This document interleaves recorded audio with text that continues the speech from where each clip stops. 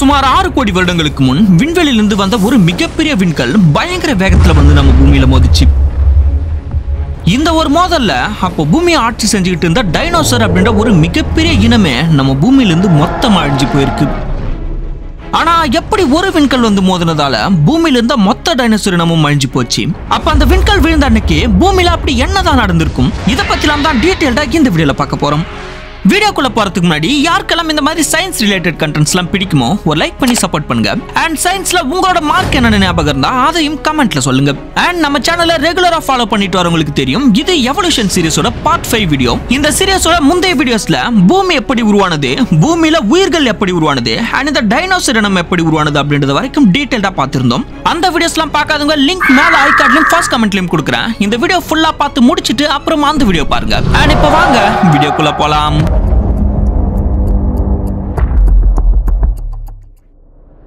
6 கோடி வருடங்களுக்கு முன் நம்ம உலகம் ரொம்பவே அழகானதா இருந்தது. பசுமையான காடுகள், பலவிதமான மரங்கள், செடிகள், கொடிகள், பூக்கள், கூடவே பல்வேறு வகையான விலங்குகளும் செழிச்சு வாழ்ந்துகிட்டு இருந்தது. இதுங்க கூடவே இந்த எல்லா விலங்குகளையும் கட்டி ஆண்ட ஒரு மிகப்பெரிய உயிரினம் வாழ்ந்து வந்தது. அதுதான் டைனோசர். இந்த டைனோசர் இனத்திலேயே பல்வேறு வகையான டைனோசர்கள் வாழ்ந்து வந்தது. வித்தியாசமான சைஸ்ல, வித்தியாசமான ஷேப்ல, வித்தியாசமான கலர்லன்னு ஏகப்பட்ட வகையான டைனோசர்கள் வாழ்ந்து வந்தது. இந்த டைனோசர் இனம் பூமியில உருவான காலத்திலிருந்தே சுமார் 17 கோடி வருடங்களா எந்த ஒரு தொந்தரவும் இல்லாம, எந்த ஒரு ஆபத்தும் இல்லாம இந்த பூமியில சுதந்திரமா சுத்தி தெரிஞ்சது. சொல்ல போனா அந்த காலத்துல டைனோசர்களுக்கு நம்ம பூமி ஒரு சொர்க்கம் மாதிரி தான் இருந்தது. ஆனா டைனோசர்களோட இந்த சந்தோஷமான வாழ்க்கை ரொம்ப வருஷம் நீடிக்கல. ஏன்னா டைனோசர்களை எதிர்த்து நிக்க கூட பூமியில யாருமே இல்லாத போது அந்த இனத்தையே பூமியிலிருந்து ஒட்டுமொத்தமா அழிக்க வானத்திலிருந்து ஒரு மிகப்பெரிய விண்கல் பூமியை நோக்கி பயங்கர வேகத்துல வந்துகிட்டு இருந்தது.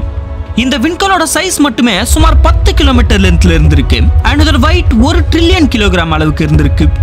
இவ்வளவு பெரிய பிரம்மாண்ட விண்கல் விண்வெளியிலிருந்து நம்ம பூமியை நோக்கி சுமார் 70,000 கிலோமீட்டர் வேகத்துல 30 டிகிரி ஆங்கிள் வந்துகிட்டு இருக்கு. அந்த விண்கல் நம்ம பூமியோட அட்மாஸ்பியர்ல என்டர் ஆனதுமே அட்மாஸ்பியர்ல இருக்க காற்றோட உராய்வு விசையால தீப்பிடிச்சு எரிக்கல்லா மாதிரி கொழுந்து விட்டு எரிஞ்சுக்கிட்டே வர ஆரம்பிச்சிடுச்சு. அந்த வெப்பத்தோட அளவு சுமார் 20,000 டிகிரி செல்சியஸ்ல இருந்திருக்கு.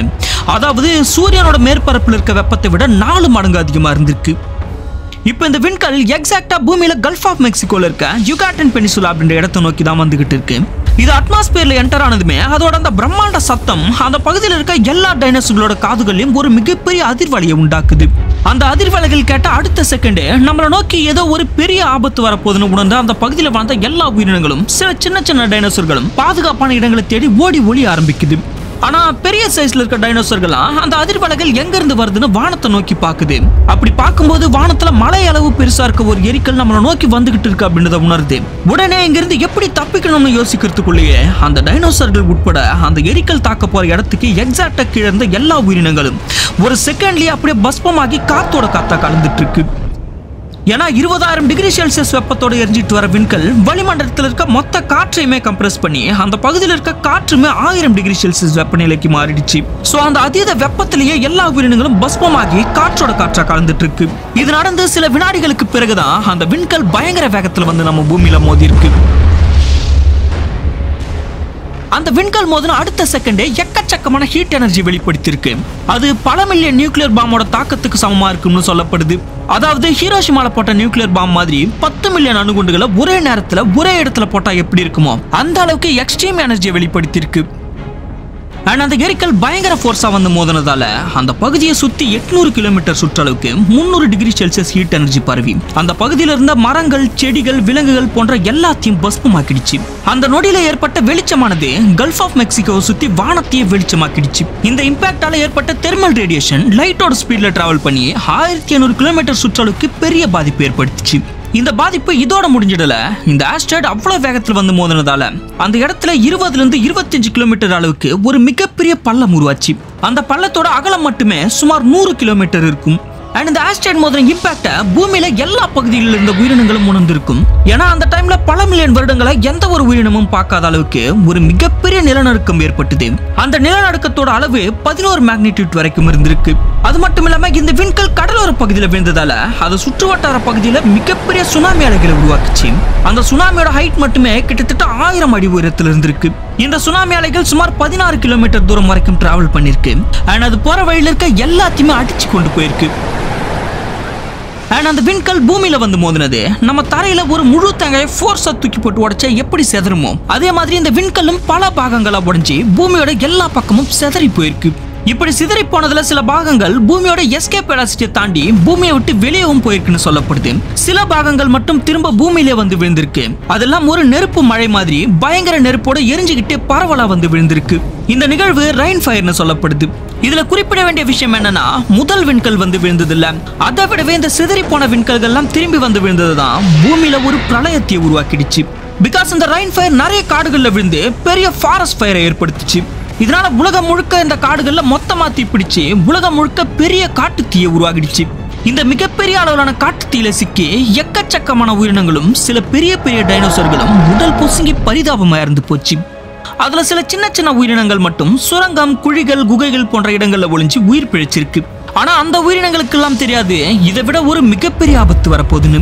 ஏன்னா ஒரு பக்கம் எரிக்கல் வந்து மோதினதால ஏற்பட்ட புகை, இன்னொரு பக்கம் காட்டு தீனால ஏற்பட்ட புகை, கூடவே எரிமலை வெடிப்புகளால ஏற்பட்ட புகை, இது எல்லாமே ஒன்னா சேர்ந்து பூமி முழுக்க அட்மாஸ்பியர்ல ஒரு டார்க்கான கிளவுடா ஃபார்ம் ஆகிடுச்சு. இந்த புகை மேகங்கள் ரொம்பவே அடர்த்தியா ஃபார்ம் ஆனதால சூரிய ஒளியை கூட தடுத்து நிறுத்திடுச்சு. அந்த காலகட்டத்துல பூமி ஒரு இருண்ட கிரகமா தான் இருந்தது. சூரிய ஒளி இல்லாததால பூமியில எஞ்சி இருந்த மரம், செடி, கொடிகளோட போட்டோசிந்தசிஸ் ப்ராசஸ் டோட்டலா ஸ்டாப் ஆகிடுச்சு. இதனால எஞ்சி இருந்த தாவரங்களும் கொஞ்சம் கொஞ்சமா அழிஞ்சுக்கிட்டே வந்தது. தாவரங்கள் இருந்த வரைக்கும் ஹெர்பியோரஸ்னு சொல்லப்படுற, அதாவது மரம், செடி, கொடிகள் போன்ற தாவரங்களை சாப்பிட்டு வாழக்கூடிய தாவர உண்ணி வகை உயிரினங்கள் உயிர் வாழ்ந்து வந்தது. இப்ப தாவரங்களும் இல்லாததால போதிய உணவு கிடைக்காம ஹெர்பியோரஸ் இனமும் கொஞ்சம் கொஞ்சமா அழிஞ்சுக்கிட்டே வந்தது. ஹெர்பியோரஸ் அழிஞ்சு போனதால அதுங்களை சாப்பிட்டு வாழ்ந்து வந்த கார்னிவர்ஸ்னு சொல்லப்படுற மாமிச உண்ணிகளும் படிப்படி அழிஞ்சுக்கிட்டே வந்தது. சோ டோட்டல் எக்கோசிஸ்டமும் டவுன் ஆகிடுச்சு. இது நிலத்துல மட்டும் இல்லாம கடல்ல வாழ்ந்து வந்த உயிரினங்களுக்கும் பாதிப்பு ஏற்படுத்துச்சு. பிகாஸ் சூரிய வெளிச்சம் இல்லாததால கடல் வாழ் தாவரங்களும் இறந்து போச்சு. இதனால கடல்ல வாழ்ந்து வந்த பெரும்பாலான உயிரினங்களும் இறந்து போச்சு. இந்த நிலைமை கிட்டத்தட்ட 3 வருஷத்துக்கு தொடர்ந்து இருந்திருக்கு. 90% நம்ம பூமி இருளிலே தான் இருந்திருக்கு. சூரிய வெளிச்சம் இல்லாததால பூமியோட டெம்பரேச்சர் கிராஜுவலா குறைஞ்சி பூமி முழுக்க வின்டர், அதாவது குளிர்காலம் உருவாச்சு. இந்த குளிர்காலம் மட்டுமே கிட்டத்தட்ட 10 வருடங்களா நீடிச்சிருந்திருக்கு. இந்த 10 வருட கால இடைவெளியில நம்ம பூமியில தப்பி பிழைச்சி வாழ்ந்து வந்த 90% உயிரினங்களும் மொத்தம் அழிஞ்சு போயிருக்கு. அதுல டைனோசர்களும் அடங்கும். எஸ், 17 கோடி வருடங்களா நம்ம பூமியை கட்டி ஆண்டு வந்த டைனோசர் இனம் இப்போ பூமியிலிருந்து மொத்தம் அழிஞ்சு போச்சு. பொதுவா எல்லா மாஸ் எக்ஸ்டென்ஷன்லயும் பெரிய பெரிய உயிரினங்கள் அழிஞ்சு போனாலும் சில சின்ன சைஸ்ல இருக்க உயிரினங்கள் மட்டும் எங்கேயாவது ஒளிஞ்சுக்கிட்டு தப்பி பிழைச்சு உயிர் வாழ்ந்து வரும்ல, அந்த மாதிரி ஒரு சில பாலூட்டினங்கள் மட்டும் அந்த சூழ்நிலையிலும் தாக்கு பிடிச்சு கிடைக்கிற உணவை சாப்பிட்டு உயிர் வாழ்ந்து வந்தது. பின் மீண்டும் இந்த பூமி கொஞ்சம் கொஞ்சமா பழைய நிலைக்கு திரும்பும் போது இந்த உலகம் முழுவதுமா மம்மல்ஸ்னு சொல்லப்படுற பாலூட்டிகளோட ஆதிக்கத்துக்கு கீழே வந்தது. பிற்காலத்துல இந்த பாலூட்டி இனமே கொஞ்சம் கொஞ்சமா பரிணாம வளர்ச்சி அடைஞ்சு முயல், அணில், குரங்குகளாகவும் பிற்காலத்துல மனிதர்களாகவும் பரிணாம வளர்ச்சி அடைஞ்சிருக்கு. ஆக்சுவலி குரங்குகள் நேரடியாக மனிதனாக பரிணாம வளர்ச்சி அடையல.